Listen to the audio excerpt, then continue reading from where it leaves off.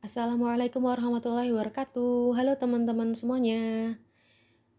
Sebelumnya kenalin dulu ya, karena kan kalau nggak kenal nggak deket nih katanya nih.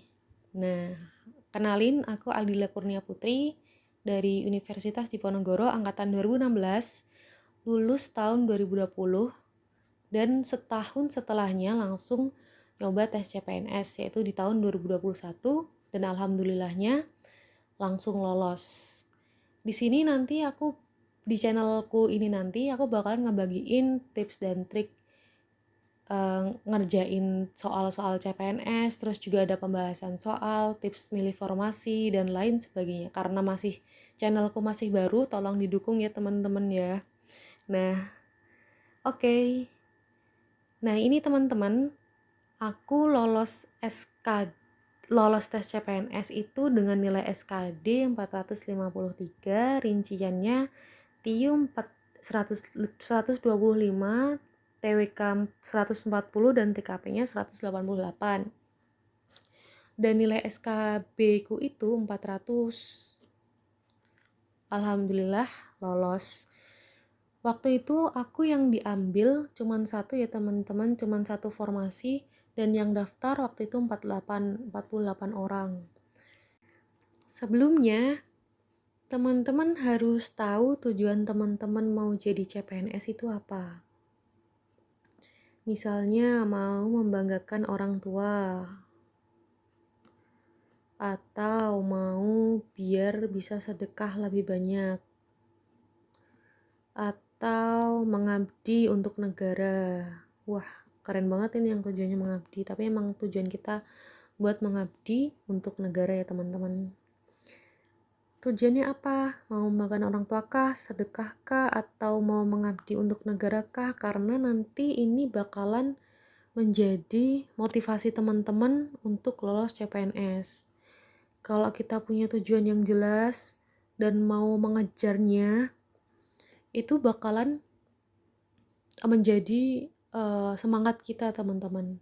Dan tanamkan di otak kita bahwa kita mampu meraihnya, walaupun yang diambil cuma satu formasi dari seratusan orang. Yakin aja kalau teman-teman pasti bisa, kalau kita pasti bisa dapetin yang satu formasi itu. Karena kemarin kan pengalaman juga, aku kan yang daftar 48 orang, yang diambil cuma satu.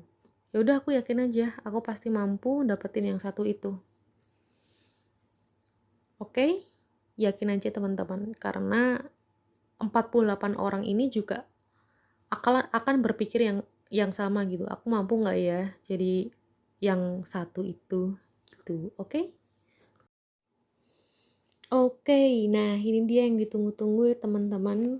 Ada banyak banget, ada 12 poin.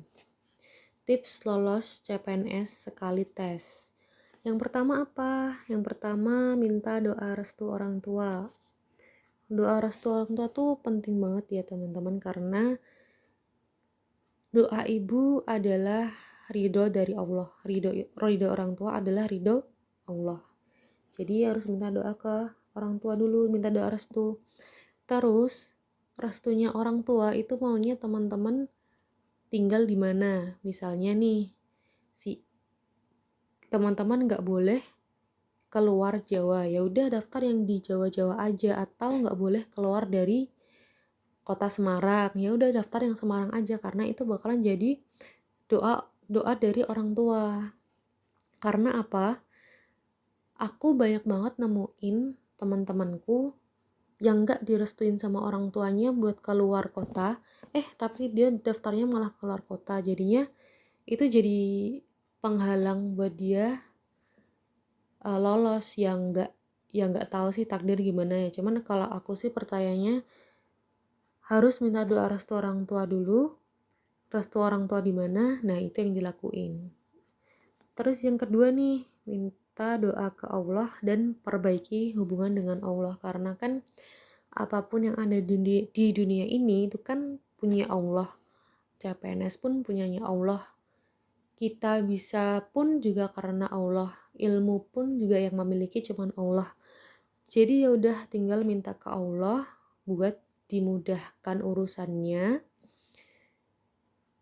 dan dilancarkan biar bisa lolos CPNS. Tujuannya biar bisa membanggakan orang tua atau biar bisa sedekah lebih banyak atau apapun itu, ceritain ke Allah apa maunya teman-teman. Itu disebut terus di dalam doa teman-teman setiap hari, setiap waktu, dan tergantung apapun agama teman-teman, itu doa aja.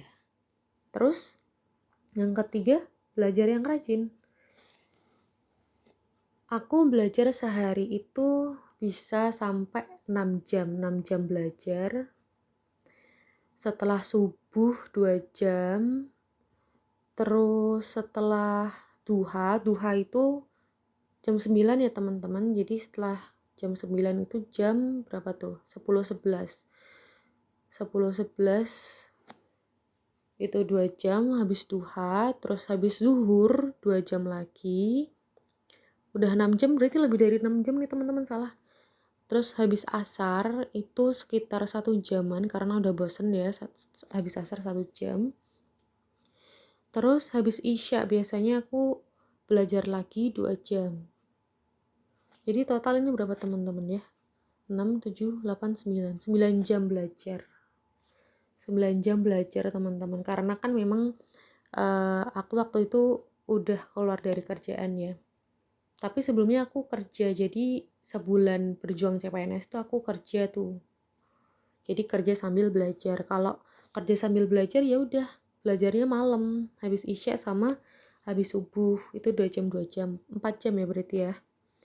Terus ikut bimbel kalau butuh. Ini tergantung teman-teman, bisa belajar pakai bimbel atau bisa belajar sendiri. Kalau aku karena butuh bimbel, enak ngedengerin orang ngajar gitu kan, ya udah terus aku bimbel di Ayo CPNS. Ini bukan promosi ya teman-teman, karena memang Ayo CPNS itu recommended banget buat teman-teman yang mau bimbel CPNS. Di situ nanti ada tryout, ada latihan soal, terus ada teach, ada sesi bimbelnya sama coach-coach yang udah profesional, dan cara mengajarnya mereka pun enak, nggak bikin kita bosen gitu. Terus apa lagi? Rangkum materi. Nah ini penting banget nih teman-teman. Selain kita belajar, kita juga harus ngerangkum materi. Kan udah belajar. Terus rangkum materi. Biar kita ingat setelah belajar kan dirangkum. Jadi semakin masuk ke otak kita gitu. Terus juga menggarisbawahi poin-poin yang penting. Misalnya materi tentang TIU itu deret itu biasanya yang keluar apa aja, atau TWK merangkum tentang sejarah penjajahan Indonesia gitu. Terus yang keenam, tryout yang banyak. Aku jujur tryout sampai 60 kali ya teman-teman. TO itu sampai 60 kali. 60 kali ngerjain TO itu di berbagai platform bimbel CPNS. Ada Ayo CPNS, Sahabat CPNS, terus Dosen Deso ada juga. Ini bukan promosi ya teman-teman, karena memang udah pengalaman juga kemarin. Worth it banget buat latihan soal. 60 kali tryout itu pertama aku dapat nilai SKD cuman 302. Terus di akhir tryout ke-60 itu aku dapat 473 kalau nggak salah. Nah, terus hasil tes 453. Jadi nggak jauh-jauh banget. Jaraknya nggak jauh lah. Terus nih, tips cara mengerjakan soal waktu ujian. Salah ding. Ini yang tips yang ketujuh ya teman-teman ya. Maaf, ngantuk. Tips yang ketujuh, ngajari materi yang udah dipelajari ke teman-teman. Jadi itu hitungannya teach. Jadi mengajarkan apa yang udah kita pelajarin. Itu akan lebih masuk ke kita dan juga menguntungkan juga buat teman-teman kita. Berbuat baik ke teman yang lain itu juga bakalan ngefek ke kita ya teman-teman. Kita bakalan dipermudah urusannya, dilancarkan rezekinya. Dan Dan yang terpenting materi itu jadi lebih masuk ke pikiran kita. Terus ini tips mengerjakan ujian. Yang pertama, tenangkan pikiran. Jangan pernah ngerasa tegang atau gerusa-gerusu ya kalau bahasa Jawanya. Ditenangin aja ya teman-teman, karena nggak seseram itu kok. Tapi memang pas aku ngerjain sih tegang ya. Cuman kalau pengalamanku ya udah nggak usah tegang, dilosin aja.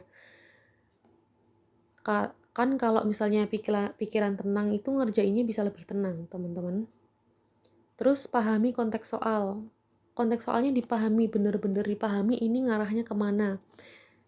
Karena kemarin waktu aku ngerjain soal itu banyak yang rancu teman-teman. Banyak pilihan ganda itu yang kok kayaknya sama ya ini. Tapi ternyata beda konteks soalnya kemana. Misalnya sila Pancasila itu bingung banget antara sila kedua sama sila keempat. Cara bedainnya gimana itu. Nah, pahami konteks soal arahnya kemana.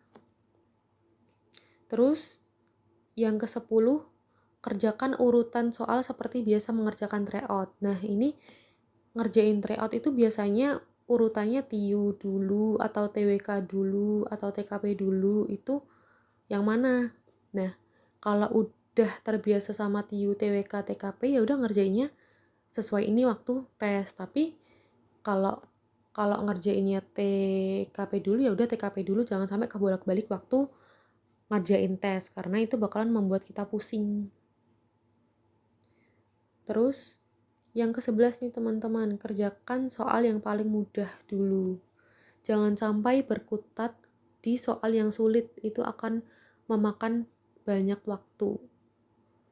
Kerjakan yang mudah dulu, setelah itu baru kerjakan yang sulit. Toh juga nanti pikiran kita gak bakalan ke distract sama soal-soal yang sulit, jadi pusing duluan kan. Yang terakhir nih, pasrahkan semuanya ke Allah.